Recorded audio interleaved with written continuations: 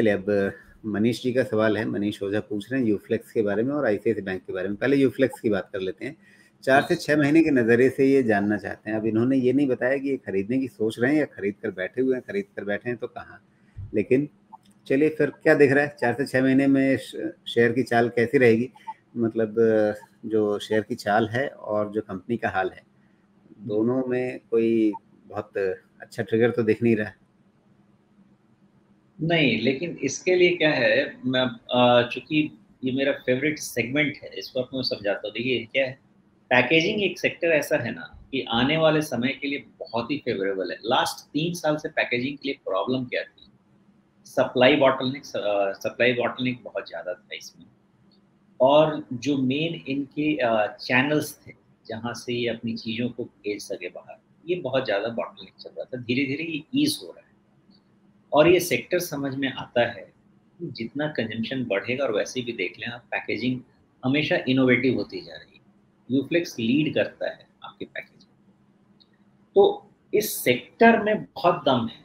Problem ये है कि स्केल कर पाएंगे कि नहीं कर पाएंगे, ये एक हमेशा सवाल बना रहता है। तो इसका सबसे आसान तरीका है कि अब आप रिजल्ट देखना शुरू कीजिए। हो सकता है पैकेजिंग सेक्टर का रिजल्ट मतलब जो हो वो बॉटम होने के कगार पे हो। अभी हुआ नहीं है, मेरे अंदाजे से नहीं, लेकिन हो सकता है कि कहीं ना कहीं इनका परफॉर्मेंस अब बॉटम आउट हो रहा है।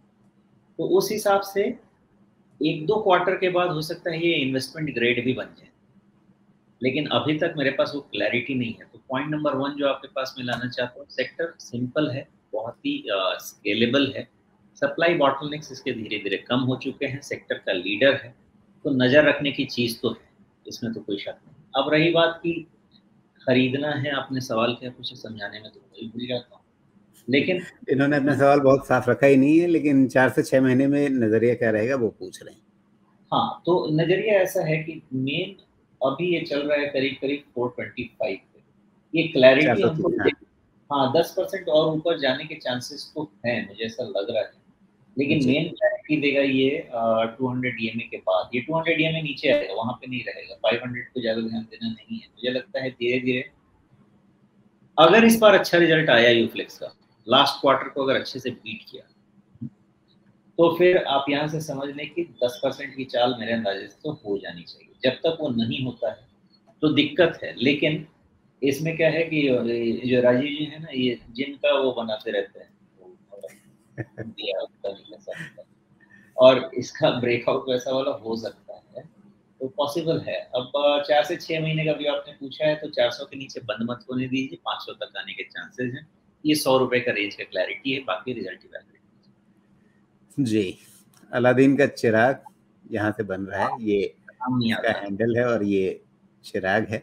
अब लेकिन वैसे देखें तो एक वेज पैटर्न बन रहा है, एक कील खूंटी जैसी चीज़ दिख रही है। तो स्ट्रक्चर पे ही ध्यान रखें कि स्ट्रक्चर के ऊपर जाते ही जो आप कह रहे हैं 10% राइज, इसका ट्रिगर रिजल्ट्स बनेंगे या उसके एंटिसिपेशन में पहले ही हो जाएगा?